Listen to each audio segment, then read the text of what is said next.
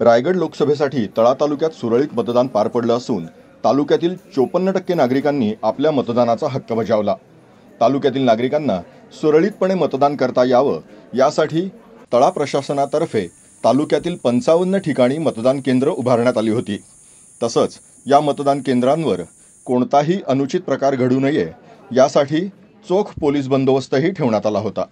यासह दिव्यांगांसाठी मतदानस्थळी येण्या जाण्याची व्यवस्था करण्यात आली होती।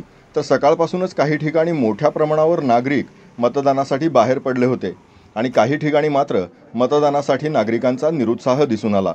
रायगड लोकसभेसाठी विविध पक्षाचे तसेच अपक्ष मिळून 13 उमेदवार निवडणुकीच्या रिंगणात उभे ठाकलेत, ज्यामध्ये महायुतीचे उमेदवार सुनील तटकरे आणि इंडिया आघाडीचे उमेदवार अनंत गीते यांच्यामध्येच खरी लढत होणार असल्याचं बोललं जात आहे।